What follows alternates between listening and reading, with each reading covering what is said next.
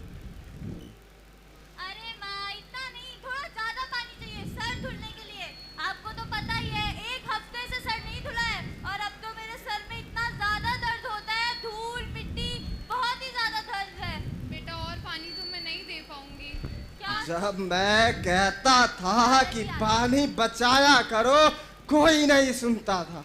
आज सब मर रहे हैं पानी के बिना। बेटा कुछ लाओ बैठने के लिए, रहने तो छोड़ दो, ऐसे ही बैठ जाते हैं।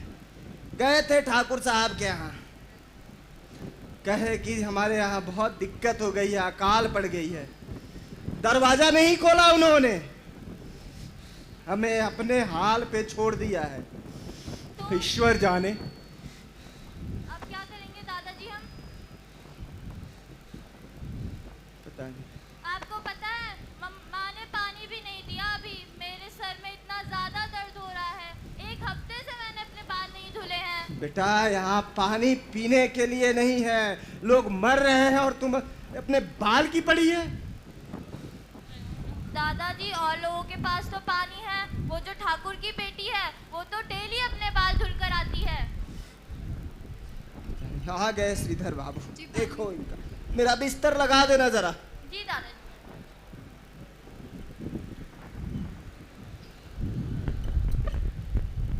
जी खेत के हाल कैसे हैं?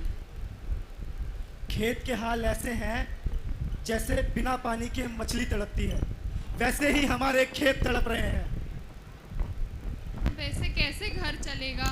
हाँ जी, मुझे लक्ष्मी बता रही थी कि उसने 1 हफ्ते से अपने बाल नहीं धोए हैं। तुम चिंता मत करो, मैं गांव के उन बड़े लोगों के पास जाऊंगा जिनकी बोरेवेल में पानी भी है। आप क्यों जाएंगे उनके पास? पूरा गांव इस परेशानी से गुजर रहा है, तो सिर्फ आप ही क्यों जाएंगे उनके पास? जब तक बारिश नहीं होती हमें उनके पैरों में गिरना ही पड़ेगा, और ये मैं भी उनके पैरों में गिर जाऊंगा।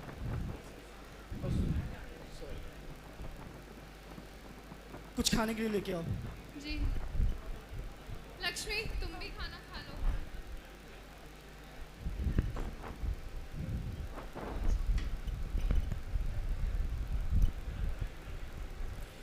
बेटा पढ़ाई कैसी चल रही है? सब बढ़िया पापा। बस अभी विद्यालय में थोड़ा पानी की दिक्कत चल रही है, और आपको तो पता ही माँ ने पानी भी नहीं दिया आज। हमें पानी कब मिलेगा पापा? बेटा जल्दी सब ठीक हो जाएगा।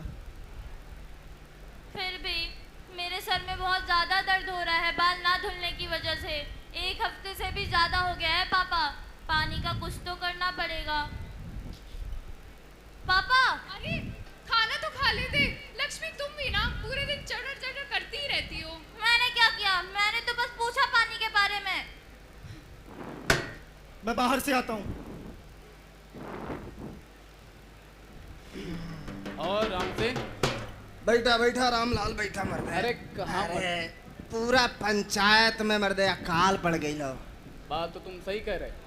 पानी का कुछ किया क्या? नहीं कुछ नहीं क्यों, बस लगा था कि भगवान जान ले लीहन, छोड़ियन ना। पानी के अगर तो मरते बा लोग। अभी तो गंगा मैया की मर्जी की बरसात होवे कि ना। हमको तो नहीं लगता कि अब कुछ ना। महीनों तक बरसात होगी। कुछ करा उपाय मर्दे, कुछ करा लगन तानी के। प्रणाम भैया। है सीधा तू आ गई ला बाबू, बढ़िया खुश रहा। गैर ला ठाकुर जी के यहाँ कुछ बात बनल। भैया मैं कहता हूँ कि एक बार हम लोग उनकी बोरवेल में जो पानी है उसके लिए बात करते हैं। हम तो नहीं जाए वो मर्दे, पिछले बार गई रनी राम बाबू के लेके दरवाजे ना खुलन। देखा हम गरीब के ना, अगर हम अपन पानी हम ना बचाएम, अगर वेस्ट करें तो यही मरेम हम, कोई ना आई बचावे। वो तो हो ही है, पानी हमारे घर में तो नहीं और बरसात हो ही नहीं रही तो भैया अगर पानी की व्यवस्था नहीं हुई तो जमीनें जो हैं वो और बंजर हो जाएंगी। क्या खिलाएंगे अपने बच्चे? हमें बात करनी चाहिए। चलो हम बात करें ठाकुर साहब से, वो थोड़ा पानी का इंतजाम करें तो हमारे घर भर में तो कुछ खान को ये बच्चन भूखन मर जाएंगे। नहीं तो जा श्रीधर राम बाबू के ले के जा, एक बार देखा लगन कहीं ठाकुर जी के दया आ गई था हो जाए कुछ। चलिए भैया चलो बताइए हमरो के जरा। हाँ। आके देखा ना है रे, सोचा ना है रे, रुक दी निशाने पे जा। देखा ना है, निकले सोचा ना है रे, रख दी निशाने पे जा। कदमों में तेरे निकले मेरा दम है, बस यही अर्म। कदमों में जी हाँ, जैसा कि आपने इस नाटक, इस कहानी के दृश्य के माध्यम से देखा कि किस प्रकार से पूरा गांव पानी की समस्या से जूझ रहा था। जी हाँ, उनके गांव, उनकी जमीन सब कुछ बंजर हो गया था, क्योंकि उनके गांव में बहुत समय तक बरसात नहीं हुई थी। जी हाँ, क्योंकि उनकी पहले की जो भी संस्था थी, जो भी पहले की जो पीढ़ी थी, वहाँ पे पानी खत्म हो गया था। उन्होंने पानी को स्टोर करके नहीं रखा, पानी को बचा के नहीं रखा। उन्होंने जो भी कुएं थे उतने नहीं खोदे, या फिर गांव में जो तालाब होते थे उसमें पानी साफ नहीं रखा। जो नदियां होती थी उनको गंदा कर दिया, इसीलिए वो पूरा गांव पानी की समस्या से जूझ रहा था। तो आइए जानते हैं नाटक के अगले दृश्य में चल के।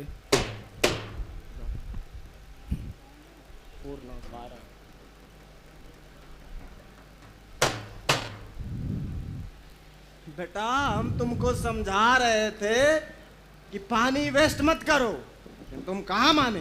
देखो आज तुम्हारे सामने सब घटित हो रहा है ना।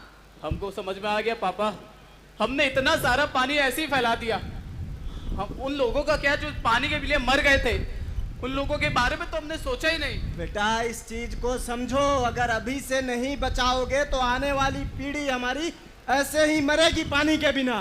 हमसे गलती हो गई पापा, हमें माफ कर दो। कोई बात नहीं बेटा, कोई बात नहीं, ठीक हो जाएगा।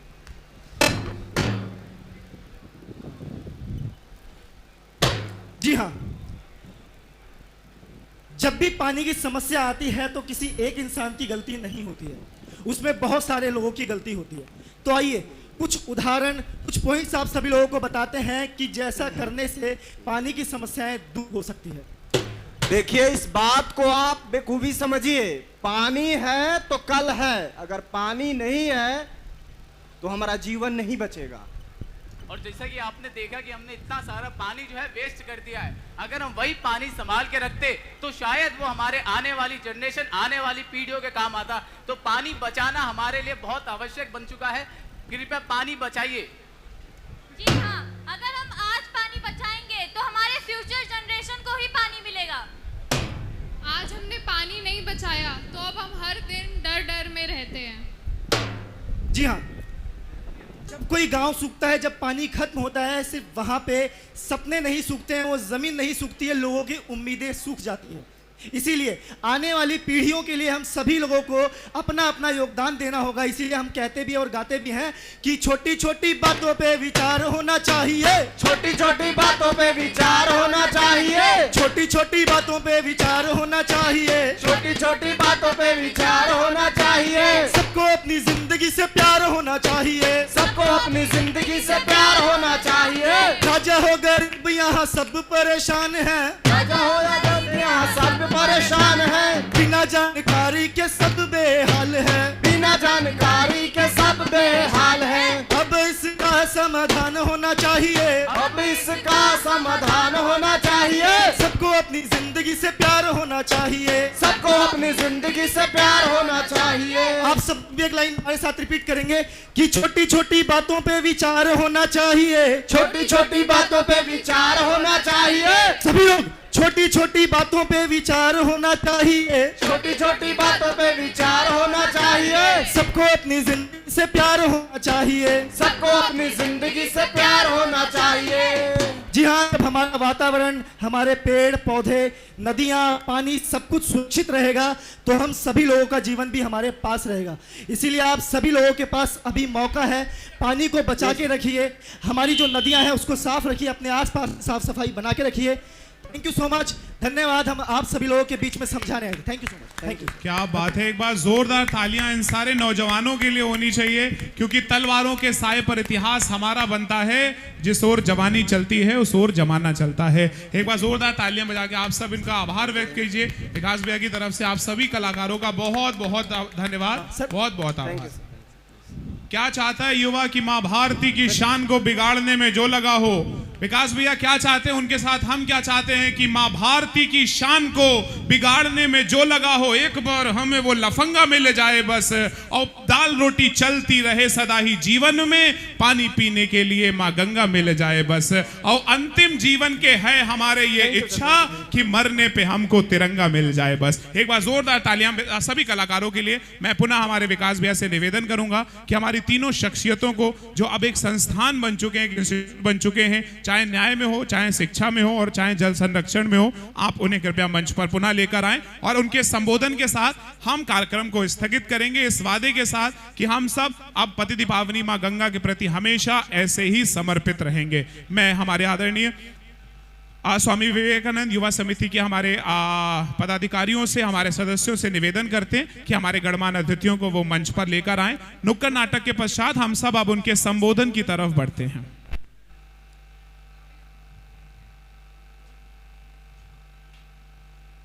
चलिए, आज हम सब, चाहे चिकित्सा हो, चाहे मनोरंजन हो, चाहे व्यापार हो, चाहे मनोरंजन हो, चिकित्सा हो, व्यापार हो, शिक्षा हो, व्यवसाय हो, व्यापार हो, अलग अलग क्षेत्रों से हम सब उपस्थित हुए हैं। चलिए, हम सभी लोग अब जिसके लिए मुख्य कार्यक्रम रखा गया था, यानी संबोधन हेतु, ताकि हम जाने उनके अनुभव से कि समाज के प्रति हमारे क्या उत्तरदायित्व हैं, लोकतंत्र के कई स्तंभों को जो लगातार मजबूत कर रहे हैं। न्यायपालिका सबसे मजबूत स्तंभों में से आता है।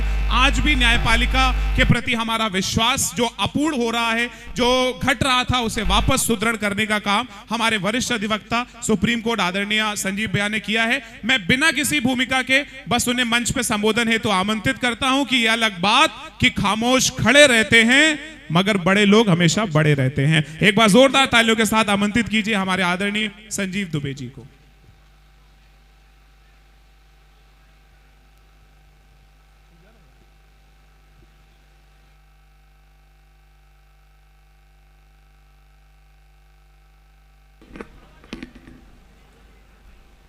बोलिए, मां गंगा के चरणों में प्रणाम। विकास जी को और इनकी समिति के सभी सदस्यों को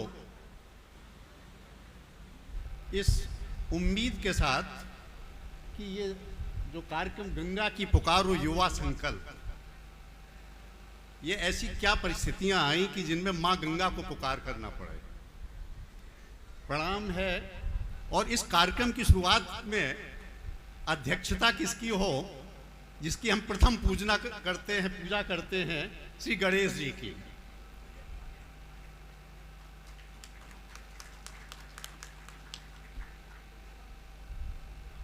कार्यक्रम का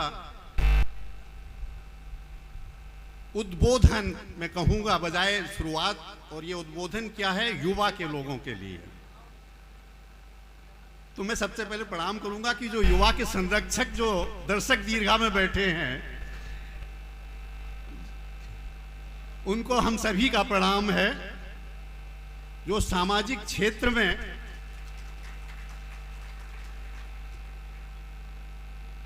दायित्व एक ऑब्लिगेशन की तरह मानते हैं, और आज अछूता होगा कि मैं अपने ताऊ जी को भी ना याद करूं, जिन्होंने अपना सामाजिक जीवन भी समाज के कई लोगों के उत्थान के लिए दिया हो। बगैर किसी भूमिका के मैं श्री विवेकानंद जी की युवा समिति के उन सभी का आभार व्यक्त करता हूं जिन्होंने मुझे इस कार्यक्रम का अपना पार्ट चुना। सभी लोगों को, क्षेत्र के जो लोग बैठे हुए हैं, शकल से भी जानता हूं, नाम से भी जानता हूं, लेकिन अब समय की एक सीमा है।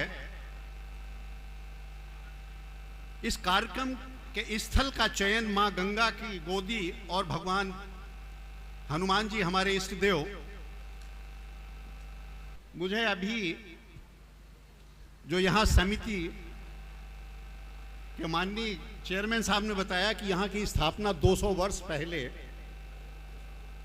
जो यहाँ की परंपरा है, यहाँ के महाराज जी इस क्षेत्र से कहीं बाहर नहीं जाते हैं, तो इस क्षेत्र का प्रताप कितना है मैं उसको भी प्रणाम करूंगा। उसके बाद और ये युवाओं से ये अपेक्षा करूंगा कि ये जो इनका संकल्प है मां गंगा की पुकार को सुनेगा।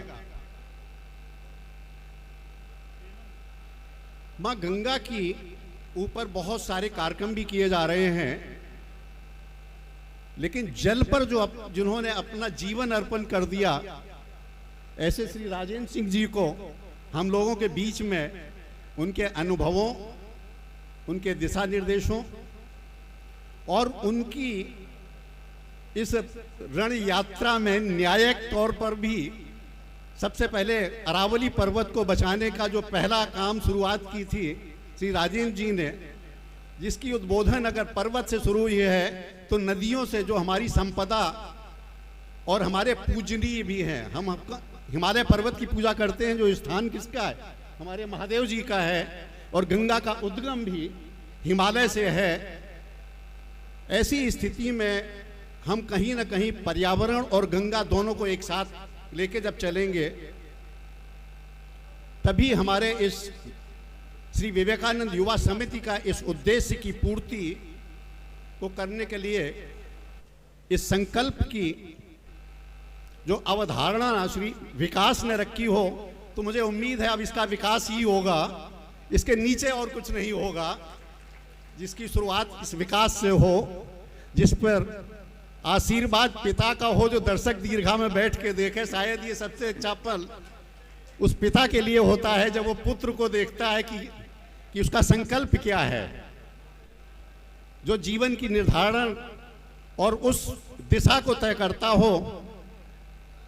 आशीर्वाद श्री गणेश जी वागड़िया साहब का हो, दिशा निर्देशन जल पुरुष का हो, तो मुझे पूरा विश्वास है आज से जो ये लॉ जगेगी, इसको पूरा संकल्प न पूरा होने तक ये हमेशा वैकल्पिक नहीं होगी, ये हमेशा मुख्य धारा से जुड़ी रहेगी। ये मेरा सौभाग्य है। इन्हीं शब्दों के साथ मैं चाहूंगा कि आगे की कार्रवाई में जो आप सब लोग जिनको सुनने के लिए आए हैं, उनके लिए समय ज्यादा दिया जाए। बहुत बहुत धन्यवाद। एक बार जोरदार तालियां बजा के आप उनका चरण स्पर्श कीजिए। तो बहुत बहुत धन्यवाद। जब तक ताऊ जी की बात आती है तो विकास भैया बहुत इमोशनल हो जाते हैं। मुझे अपनी 4 पंक्तियां याद आती हैं जिसमें मैंने कोशिश की थी कि पिता को भी थोड़ा सर्वश्रेष्ठ उपन्यासों में हम दिखा सके। लिखा था कि इसीलिए तो श्री राम को जब वनवास हुआ। चौथी पंक्ति सिद्ध कर देगी कि पिता का स्थान वाकई में बेटे का कहां पर होता है, वो आप सब भी अपने आप में भूमिका बनाइएगा कि इसीलिए तो श्री राम को जब वनवास हुआ, मन खाली हो गया, उन्हें एहसास हुआ, पागल होकर पीछे पीछे दशरथ भाग दिए, माता जिंदा रही, पिता ने प्राण त्याग दिए। सो आइए एक बार बोलिए सियावर रामचंद्र की। आदरणीय गुरुवर ताऊ जी, आपका आशीर्वाद हम बच्चों पर हमेशा बना रहे। उन्होंने हमेशा सिखाया है कि देश के प्रति समर्पण, युवाओं को अपने हमेशा जागरूक रखना है। चलिए हम सभी लोग अब कार्यक्रम को आगे बढ़ाते हैं। अब एक ऐसी शख्सियत है जहां पर आते आते हमारे शब्द भी खत्म हो रहे हैं और शब्दों की श्रृंखलाएं भी। ना जाने कितने सारे सम्मानों से आपको सम्मानित किया गया है, फिर भी जिस सादगी के साथ आपने विकास भैया का एक छोटा सा आमंत्रण स्वीकार किया, वो दर्शाता है कि हमेशा आप नदी की तरह हैं जो केवल देना जानती है, वापस कुछ नहीं मांगती। आपको मैग्सेसे पुरस्कार से सम्मानित किया गया, आपको जल पुरुष वाटरमैन की उपाधि दी गई, जो आपने हमें बताया कि विकास और प्रकृति भी साथ में रहकर काम कर सकते हैं। तो मेरे पास शब्द खत्म हो रहे हैं। मैं 4 पंक्तियां किसी कवि की उधार ले रहा हूं, उन्होंने आमंत्रित कर रहा हूं कि जिनके गर्म लहू के छींटे साहस की तहरीर बने, जीते जी जो लोकतंत्र के मंदिर के प्राचीर बने, जब तक सांसें हैं तब तक मातृभूमि का मान रखेंगे, अपनी लाशों को नींव में और ऊपर हिंदुस्तान रखेंगे। एक बार जोरदार तालियों के साथ आमंत्रित कीजिए हमारे मुख्य अतिथि यशस्वी जल पुरुष आदरणीय श्री राजेंद्र सिंह जी को उनके यशस्वी संबोधन के लिए। इसे सुनिए और कम से कम 10-15 लोगों तक बताइए कि आपकी जिम्मेदारियां क्या है मां गंगा को लेकर। सबसे पहले तो मैं इस स्थान को प्रणाम करता हूं कि गंगा के किनारे और हनुमान जी के मंदिर पर हम सब लोग इकट्ठा हुए हैं। और ये आज का कार्यक्रम कोई इवेंट नहीं है। आज के कार्यक्रम में हम लोगों को कुछ तय करना है आगे के लिए, और सबसे ज़्यादा तय करना है श्री देवेंद्र सिंह जी को कि वो अपने बेटे को किस तरफ लेके जाना चाहते हैं। वो अपने सुपुत्र को सचमुच माँ गंगा के काम में लगाना चाहते हैं, जिससे उनका सुपुत्र माँ गंगा का जो कष्ट है, दुख है, दर्द है, उसकी पीड़ा है, और वो अब सचमुच बीमार है। तो अपनी माँ की सेवा करने के लिए, गंगा के लिए आदरणीय माननीय श्री देवेंद्र सिंह जी ने अपने सुपुत्र विकास सिंह को कह दिया है कि भाई अब तुम्हें गंगा का काम करना है।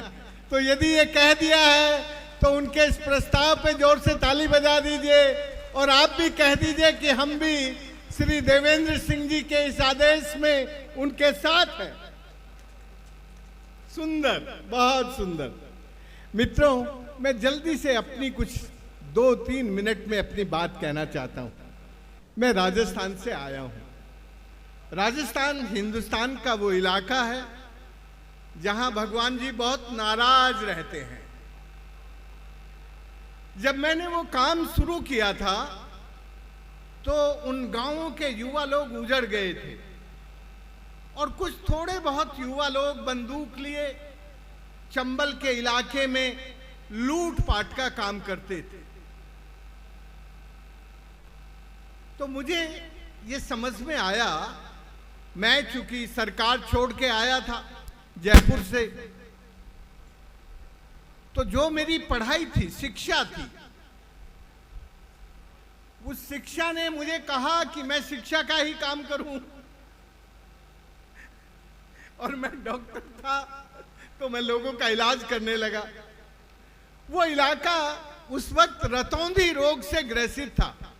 शाम के वक्त लोगों को दिखता नहीं था क्योंकि पानी के संकट के कारण माल न्यूट्रिशन था, कुपोषण था।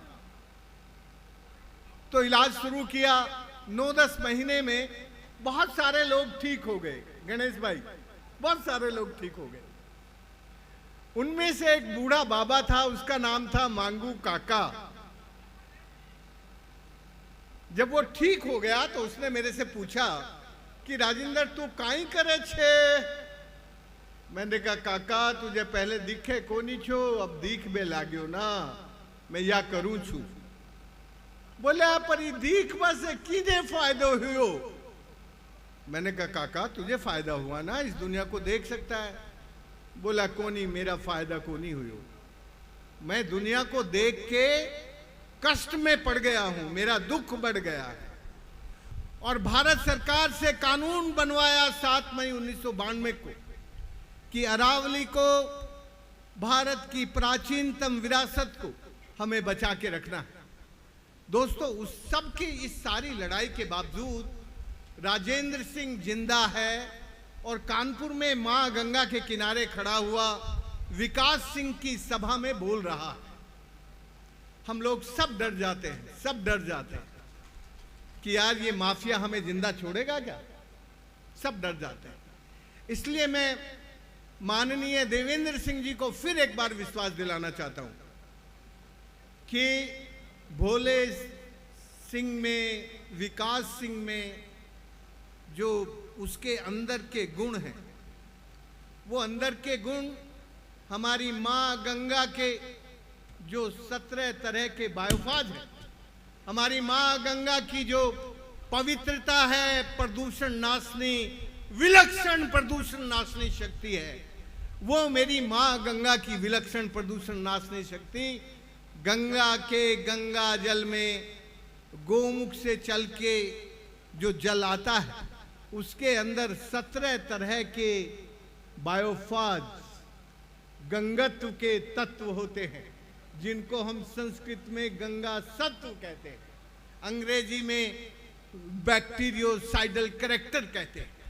वो जो पवित्र गुण हैं, उन पवित्र गुणों ने विकास सिंह को याद किया है कि भैया अब हमें एक ऐसा युवा चाहिए जो विवेकानंद की तरह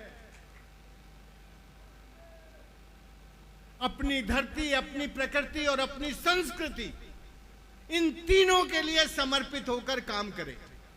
धरती, प्रकृति और संस्कृति, उन तीनों को बराबरी से मानकर धरती हमें जो जलधाराएं देती है वो हमारे अंजल को पूर्ण करके हमें एक अच्छा इंसान बनाती है।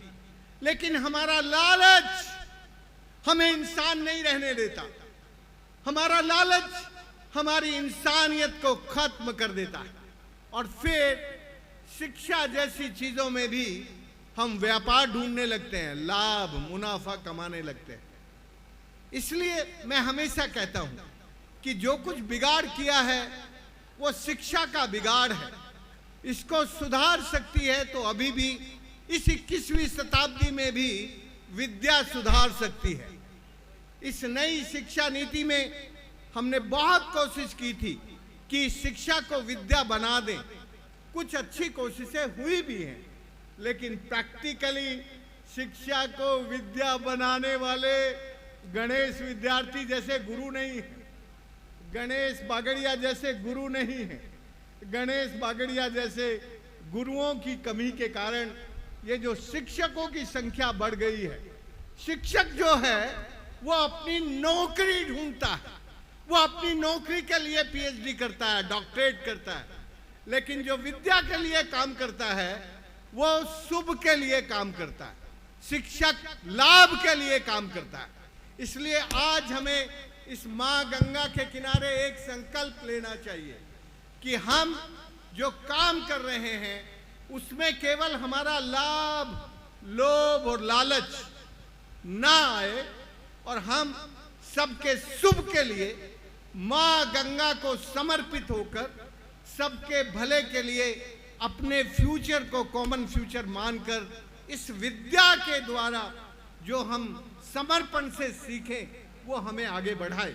दोस्तों, एक बात मुझे समझ में आती है, मैं पानी के बारे में, क्योंकि मैं इसी राज्य का था, ये जो उत्तर प्रदेश है ना, ये भगवान का घना लाडला बेटा है। उत्तर प्रदेश भगवान का लाडला बेटा है क्योंकि यहाँ गंगा और यमुना बहती हैं। इन दोनों नदियों ने इसको भगवान का लाडला बना दिया है। इसलिए लाडले बेटे जब बिगड़ जाते हैं उनको ठीक करना थोड़ा मुश्किल होता है। तो यूपी में जो पानी के प्रति बेरहमी है, पानी के प्रति जो बेसमझ है, उस बेसमझ को मेरे ख्याल विकास सिंह आप लोगों के साथ संवाद करके एक समझ पैदा करके उस बिगाड़ को रोकने के लिए इस कार्यक्रम को आयोजित कर रहा है। ऐसा मैं मानता हूं, मैंने उनसे बात नहीं की है, लेकिन मैं ये मानता हूं कि यदि आप सबको बुलाया है तो हम कैसे जो हमारी मां गंगा है इसको अविरल और निर्मल, इसकी आजादी से और इसकी शुद्धता के साथ सदा नीरा होकर प्रवाहित करने के लिए हम कैसे काम करें। मैं जानता हूं कि यूपी में यदि ये बात ठान ली और कानपुर ने यदि ये बात ठान ली, क्योंकि कानपुर गंगा की सबसे चुनौतीपूर्ण जगह है, गंगा के लिए जिस नाम ने गंगा का जो अपना मूल स्वरूप है उसको बदलने का काम किया है, उस शहर का नाम है कानपुर। तो यदि कानपुर के लोग एक बार खड़े होकर कहेंगे कि हम अपनी मां गंगा की सेहत को, हेल्थ को ठीक करेंगे, स्वास्थ्य को सुधारेंगे और हम अपनी मां गंगा को अविरल और निर्मल होकर प्रवाहित होने की आजादी देंगे, यदि ये बात हम कानपुर से उठाते हैं तो मैं जानता हूं कि ये बात गंगा के इस वक्त 13 बेटे हैं। जब मैं 13 बेटों का नाम लेता हूं तो गंगा जी का जो बेसिन है वो 13 राज्यों में है। हमारा राजस्थान का भी 12% हिस्सा मां गंगा के बेसिन में आता है। इसलिए ये जो मां गंगा के 13 बेटे हैं, इसमें सबसे बड़ा बेटे का नाम है उत्तर प्रदेश। सबसे बड़ा बेटा है उत्तर प्रदेश, और उत्तर प्रदेश में भी जो सबसे बड़ी जिम्मेदारी की जगह है वो है कानपुर। इसलिए मैं आज के इस सम्मेलन को, आज की इस मां गंगा की पुकार को बार बार जो देवेंद्र सिंह जी का नाम लेकर बोल रहा हूं, उसके पीछे मेरे मन में 2 बातें हैं, वो भी मैं कह देना चाहता हूं कि मां गंगा राज, समाज और संतों की साझी है। तो राज के प्रतिनिधि तो यहाँ केवल देवेंद्र सिंह जी मौजूद हैं, लेकिन जो संत हैं वहाँ गणेश बागड़िया जी बैठे हैं इस मंच पर, और जो समाज है वो हमारा जो समाज है वो हमारा विकास सिंह है। तो राज, समाज और संत यदि तीनों मिलकर तय करते हैं तो गंगा की अविरलता, निर्मलता सुनिश्चित करना कठिन काम नहीं है, ये आसान काम है। और इस आसान काम की अभी हमारी सरकारों ने 2 सीढ़ियां पार कर ली हैं। एक तो गंगा की बीमारी कहां कहां कितनी है उसकी अब जानकारी हमारी सरकारों के पास मौजूद है, लेकिन उस बीमारी का इलाज करने वाले बेटे डॉक्टर जो बिना लालच के अपने जीवन को मां गंगा के इलाज करने में लगाना चाहते हो, ऐसे बेटों की कमियां हैं। मेरी बात सुनी कि नहीं तुमने? आखिरी भाषण दे रहा हूं कि मैं बात कर रहा हूं आपसे? बात कर रहा हूं ना, तो मेरी आखिरी बात को जरा जवाब दो कि मां गंगा को अब ऐसे बेटे और बेटियों की जरूरत है जो मां गंगा का इलाज करने में लोभ और लालच ना करें। लोभ और लालच में इलाज करने वाले मां गंगा के लाखों बेटे हैं, लेकिन मां गंगा का इलाज वो नहीं कर सकते। मां गंगा का इलाज वो कर सकते हैं जिनके मन में मां गंगा के लिए कोई लोभ और लालच ना हो।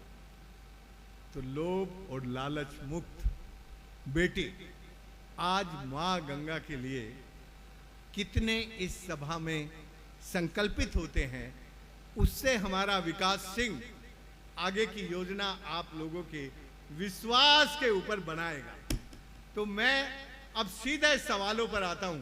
अब मेरी बात खत्म हो रही है, लेकिन अब इस बात को अंत में पहुंचाने के लिए एक सवाल पूछता हूं। मां गंगा से आप एक बात बताइए, जब आपकी मां बूढ़ी हो जाए और बीमार हो जाए तो बेटों का काम क्या होता है? क्या करते हैं बेटे?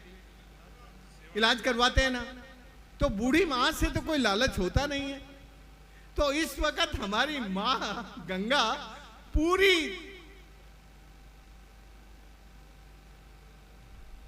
मैं बूढ़ी नहीं कह रहा हूं, लेकिन बीमार कह रहा हूं।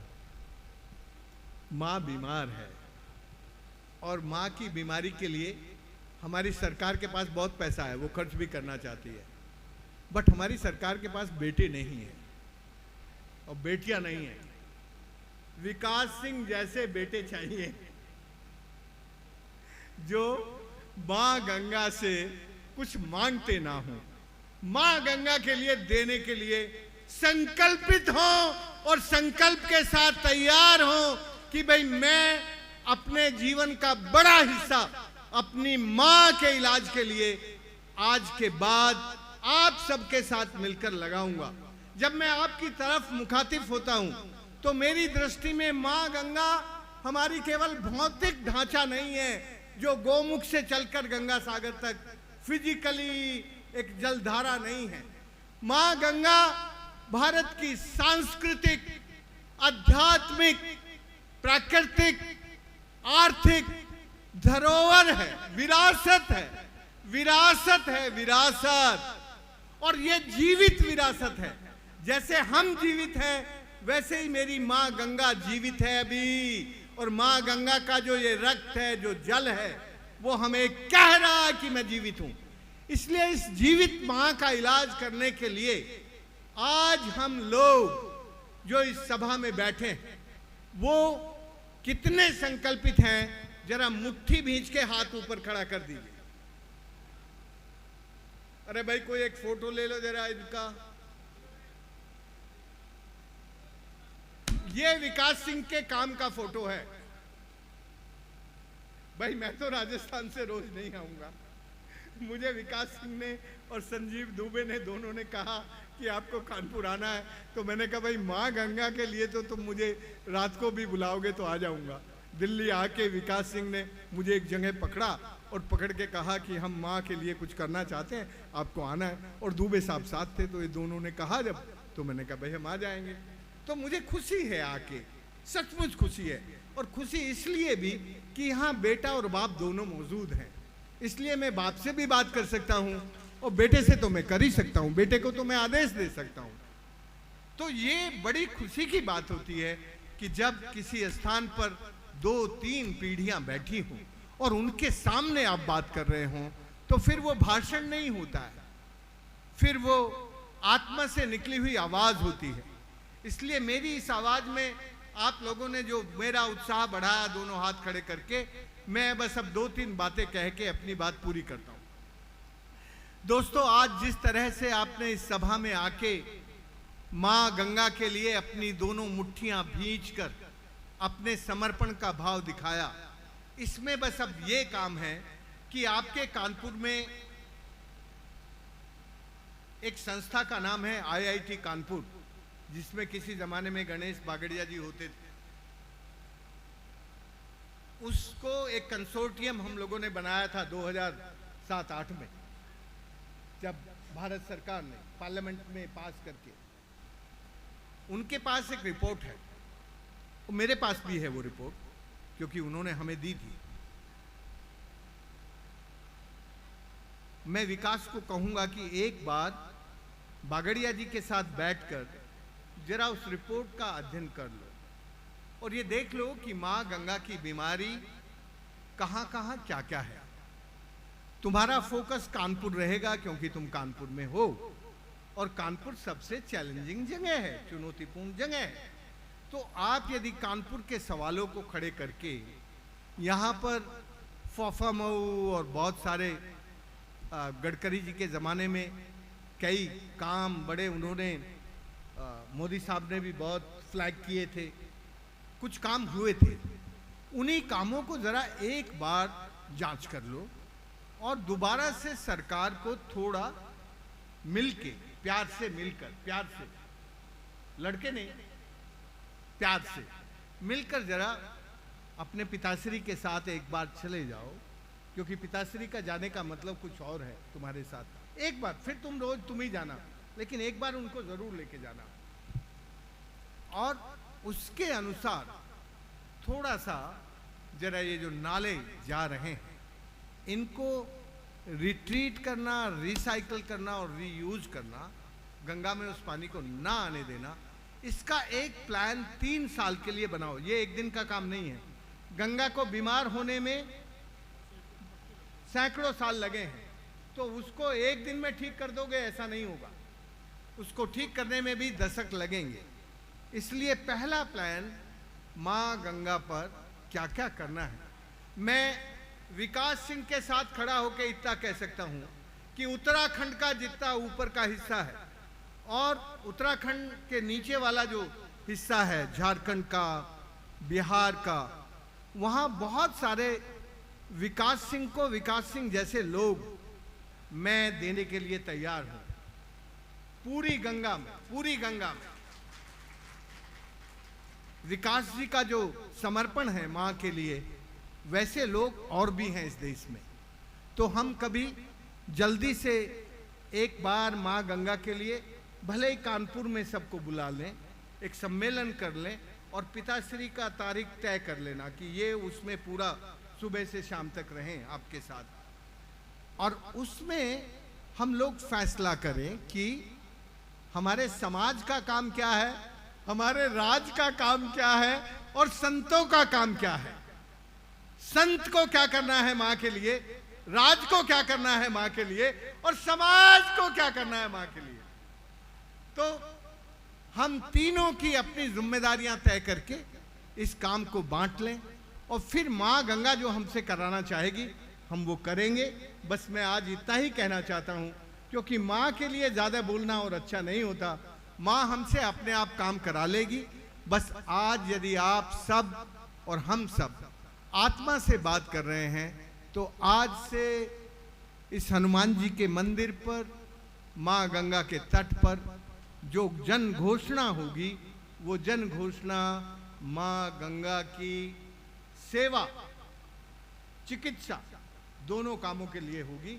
बस इस सेवा और चिकित्सा में पूरे भारत में गंगा के लिए जहाँ भी लोग काम करने वाले हमारे मित्र हैं, हम सब मिलके माँ को एक साथ ठीक करेंगे। ऐसे संकल्प के साथ मैं आपसे वायदा करता हूँ कि मैंने केवल विकास सिंह को बांधा है, ऐसा नहीं। सुन लेना भाई, मैं केवल ये नहीं जानता कि मेरे सामने जो खड़ा है मैं उसी को बांध लूँ। मैं दूसरे को बांधने से पहले अपने आप बनता हूँ। इसलिए मैं आप सबके सामने आप सबको और विकास सिंह को वायदा करता हूँ कि यदि ये कानपुर से इस जन घोषणा को करके काम शुरू करेंगे तो पूरी गंगा के लोगों को हम आपके काम में आपके साथ जोड़ देंगे। जय हिंद।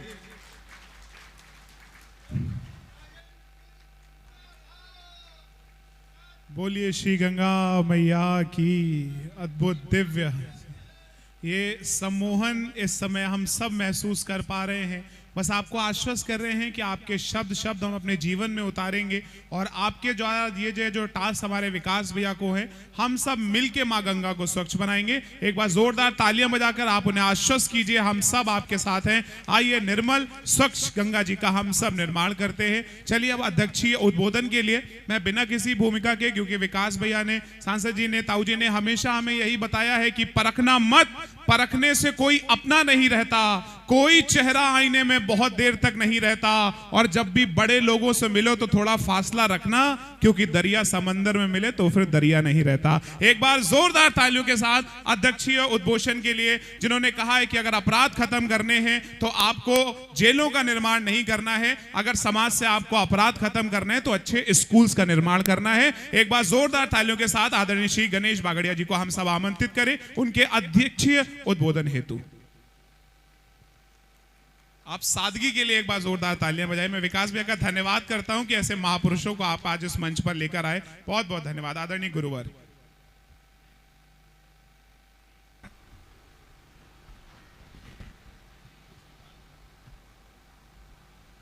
सभी को यथायोग्य अभिवादन के साथ बात तो काफी ठीक से राजेंद्र भाई जी ने रख दी है कि क्या करना है अपने को आगे।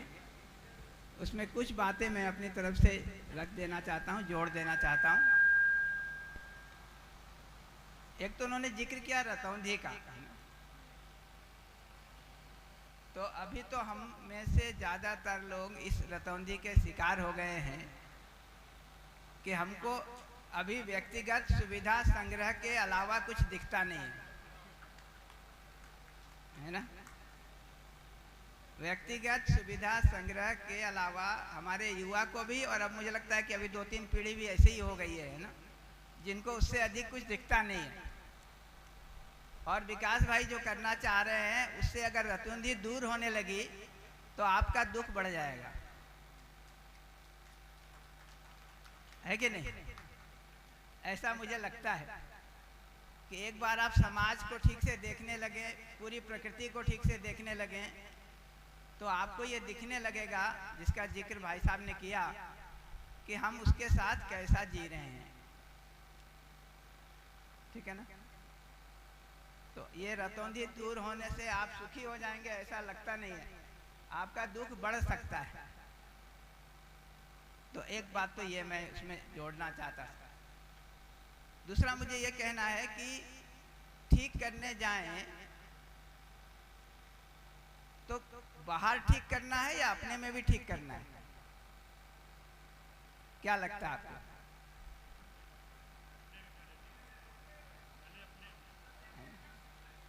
तो बाहर जो कुछ हो रहा है माँ गंगा के साथ, वो सबको ठीक करना है, जिसके बारे काफी विस्तार से जो है भाई साहब ने कहा, और क्या हमको करना है उस पर भी ध्यान दिलाया ठीक से उन्होंने।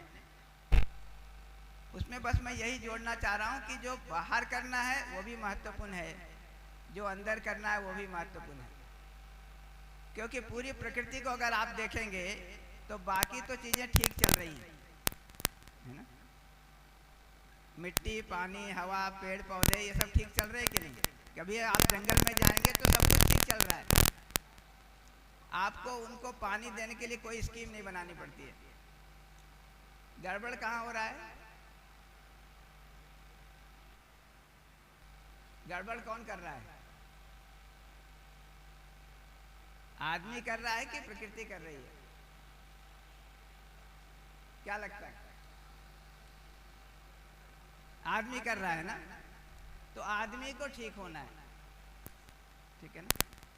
ये आदमी को ठीक करने के लिए हमको क्या करना है, उस पर भी बात होना जरूरी है। तो ये बात को मैं अपनी तरफ से जोड़ना चाहता हूँ कि गड़बड़ी हम कर रहे हैं, दोष हमारे में है ना, मल हमारे में है, उसका निवारण होना है।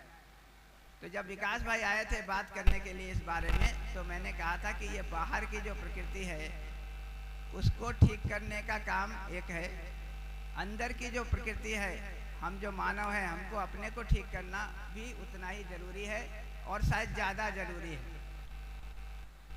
तो जो जिम्मेदारी आपने सौंपी है ना, बाहर के गंगा को ठीक करने की, मुझे लगता है कि उसको कानपुर के लोग करेंगे, लेकिन उसको करने के क्रम में पहले अपने को ठीक करने का काम करेंगे, है ना। तो हम सामाजिक हो जाएं, हम प्राकृतिक हो जाएं, हमारी दृष्टि ठीक हो जाए, है ना, ये जरूरी है। और उसके दृष्टि से क्या करना है उसको हम लोग विस्तार से सोचेंगे इस पर, है ना। गंगा के बारे में 3 बातें लिखी गई। एक तो गंगा जो स्वर्ग में बहती है, एक जो धरती में बहती है, और एक जो पाताल लोक में बहती है, ठीक है ना। ये जो स्वर्ग में बहने वाली गंगा है ना, उसको देखेंगे तो ज्ञान गंगा के रूप में है। ये ज्ञान जो हमारे सबके अंदर है ही, आपकी अंतरात्मा जो हर बार बताती रहती है, उसको सुनकर आप उसके साथ जीने को तैयार हैं कि नहीं। तो जैसे मैं बहुत आसान पूछूं सबको कि आपकी अंतरात्मा क्या कहती है कि आप धरती का पोषण करें या शोषण करें? पोषण करें कि शोषण करें? तो शिव जी की गंगा है ना, शिव जी के जटा से निकलती है। शिव का मतलब होता है कल्याण, शिव का मतलब होता है सर्वसुख।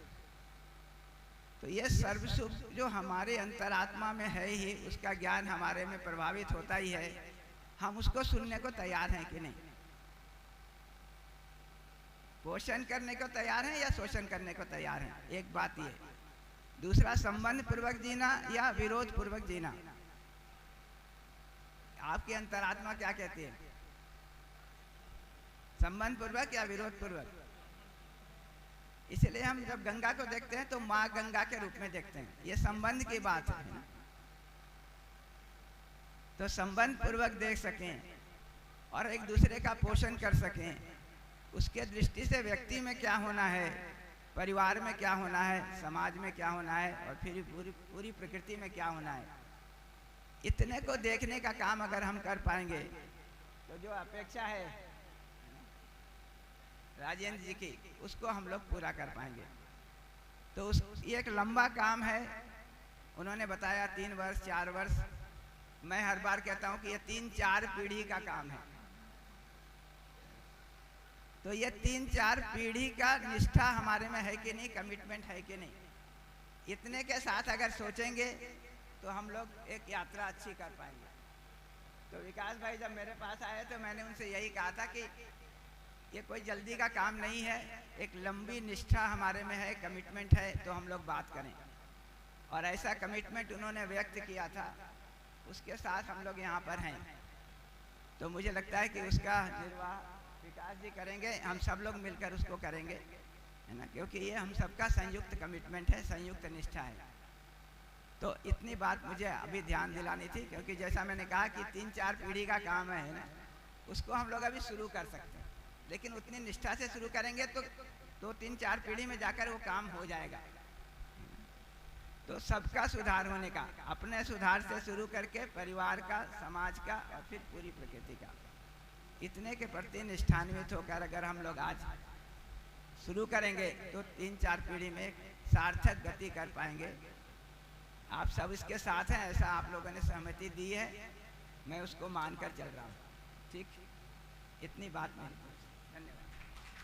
बहुत बहुत धन्यवाद, बहुत बहुत सादर चरण स्पर्श। तो आइए हम सभी लोग अब धन्यवाद ज्ञापन की तरफ बढ़ेंगे और उसके पश्चात पतिति पावनी मां गंगा की बहुत भव्य आरती के साथ हम आश्वस्त करेंगे कि उनके बच्चे अब तैयार हो चुके हैं, मां दर्शन हमें मिल चुका है, युवा जोश हमारे साथ है, अनुभव और ऊर्जा के साथ हम आपकी सेवा के लिए तत्पर होंगे। मैं हमारे यशस्वी उपाध्यक्ष स्वामी विवेकानंद युवा समिति के आदरणीय दुर्गा प्रसाद जी से हम चाहेंगे कि एक बार सभी का धन्यवाद करें, हमारे सामने बैठे गंगा प्रेमियों का, हमारे मुख्य अतिथि महोदय का, हमारे टेंट साउंड सर्विसेज जिनके विपरीत परिस्थितियों में भी उन्होंने अच्छा काम किया, हमारे गुरुवर का इस पवित्र प्रांगण में उपस्थित, और विकास भैया की तरफ से जितने भी निषाद राज यहाँ पर हैं जो इस पार से हमें उस पार लेकर जाते हैं, उनका भी वो बहुत विशेष आभार व्यक्त करें। तो मैं निवेदन करूंगा दुर्गा प्रसाद जी से कि आप आके सबका धन्यवाद करें और उसके बाद भव्य आरती की तरफ हम बढ़ेंगे। जितने लोग भी बाहर हैं, आप भी अपने जीवन में सकारात्मकता, सौहार्द, प्रेम, विश्वास और धन, वैभव, यश के लिए, आरती के लिए आप सभी लोग पवित्र प्रांगण की तरफ वापस आके बढ़ेंगे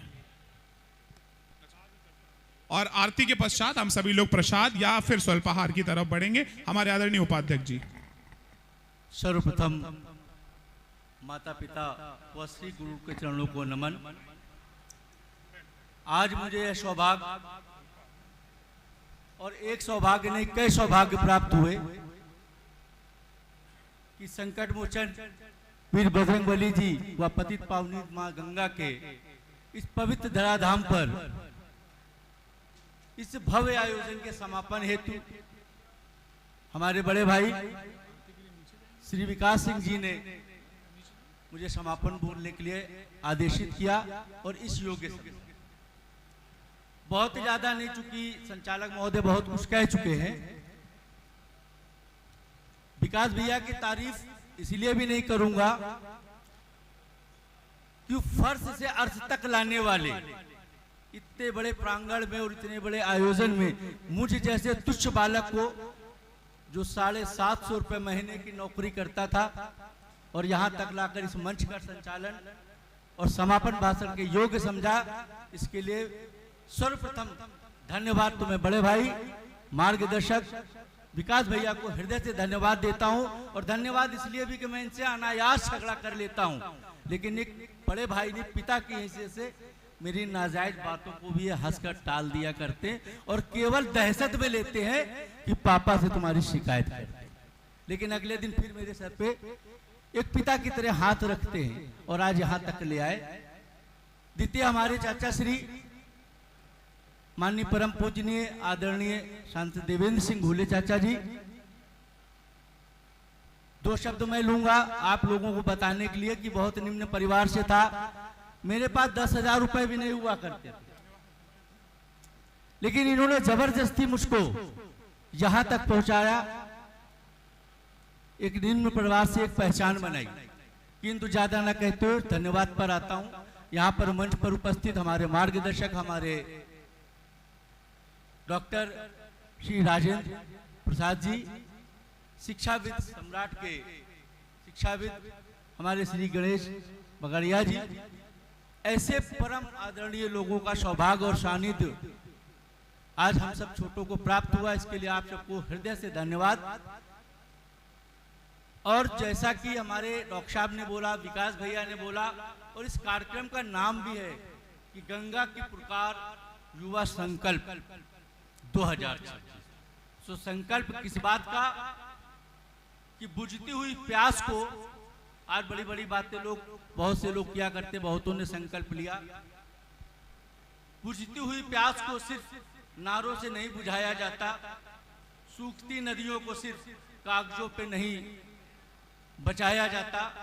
आज इस प्रांगण में उठें, सभी भाइयों से निवेदन है कि आज इस प्रांगण से उठें तो एक सच्चा संकल्प लेकर उठें, क्योंकि जल कार्य अनमोल, खजाना बार बार नहीं बचाया जाए। इसी के साथ आप सबको बड़े बुजुर्गों के श्री चरणों को प्रणाम, छोटों को प्यार, कि आप सब एक छोटी सी पुकार पर, मेरे बड़े भाई के एक निवेदन पर आप लोग सदैव इतना प्यार और आशीर्वाद देने बड़ी संख्या में आ जाते हैं। और ऐसे बड़े भाई जिन्होंने राजनीतिक परिवार में होते हुए, राजनीति ना करते हुए, अटल घाट से शुरू करके आज धौली घाट तक मां गंगा को पवित्र धाम को साफ करने का बीड़ा जो हम लोगों को रोक हकाया करते हैं कि स्वच्छ भारत मिशन के तहत कहीं यातायात को स्वच्छ करने के लिए, कहीं पर्यावरण को स्वच्छ करने के लिए स्वच्छता अभियान को चला करके विगत लगातार हम युवाओं को एक प्रेरणा दे रहे हैं। जहां प्रेरणा दे रहे हैं जहां की ऐसे राजनीतिक परिवारों के बच्चे